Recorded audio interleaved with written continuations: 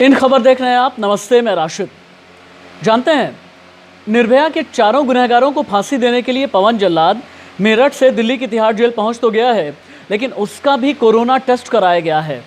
Corona test के तहत thermal scanning कराई गई है ताकि इस बात को सुनिश्चित किया जा सके कि कोरोना पॉजिटिव पवन जल्लाद है तो नहीं।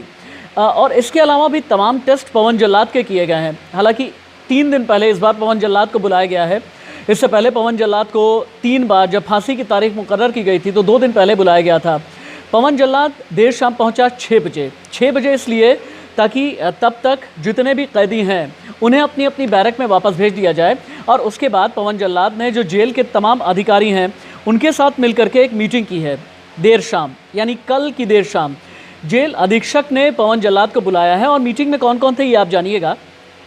डीजी संदीप गोयल, एडीजी राजकुमार और जेल अधीक्षक भी वहाँ पर मौजूद थे। डॉक्टर्स की पूरी टीम थी और बाकी जितने भी अधिकारी हैं जेल के वो मौजूद थे। और ऐसा भी बताया जा रहा है, अंदर की खबर ये भी है कि जेल नंबर 3 में जो फांसी घर बना हुआ है वहाँ पर पवन जल्लाद पहुँचा। फांसी घर के इर्द गिर्द आसपास सभी की जांच की है। लीवर की जांच की है, जो लीवर खींचा जाता है फांसी देने के लिए, और रस्सी की भी जांच कर ली गई है, क्योंकि इस बार ये कहा जा रहा है कि फांसी टलेगी नहीं। शुक्रवार सुबह 5:30 बजे फांसी दी जाएगी, यानी कि घंटों का काउंटडाउन शुरू हो गया है। हालांकि निर्भया के दोषी अंतर्राष्ट्रीय अदालत तक भी पहुंच गए।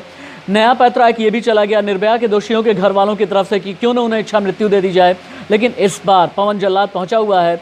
और हाँ, ऐसा भी कहा जाता है कि जो जल्लाद होते हैं उनका भी उन्हें भी एक तरीके से मेंटली बहुत ही ज़्यादा लाइटर नोट में रखने की कोशिश की जाती है। उन्हें भी बहुत सामान्य रखने की कोशिश की जाती है, क्योंकि पिछले दिनों या पिछले कई सालों में इस तरह की खबरें आपने भी सुनी होंगी कि फांसी देने के बाद जल्लाद को कई दिन तक बुरे बुरे सपने आते हैं, बुरे बुरे ख्याल आते हैं। बहुत बार वो भी डरे हुए होते हैं, बहुत बार वो भी घबराए हुए होते हैं।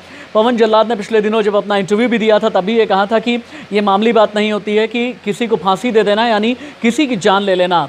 लेकिन निर्भया के चारों दोषियों को, चारों गुनहगारों को, चाहे मुकेश हो, विनय हो, पवन हो या फिर अक्षय, इन चारों को एक साथ फांसी दी जाएगी। और शुक्रवार यानी 20 मार्च सुबह 5:30 बजे का इंतज़ार 130 करोड़ का पूरा हिंदुस्तान कर रहा है। और हाँ, निर्भया की रूह को भी यकीनन इस दिन का इंतज़ार होगा। निर्भया के गुनहगारों के लिए और भी जितने भी ताज़ा अपडेट हैं निर्भया की फांसी पर, जितनी भी खबरें हैं, सिर्फ और सिर्फ इन खबर आपको दिखाएगा और आप तक पहुंचाएगा। बने रहिए इन खबर के साथ। सब्सक्राइब करें, सब्सक्राइब करवाएं और लगातार हमें देखते रहें। इन खबर चैनल को सब्सक्राइब करें और बेल आइकन दबाना ना भूलें।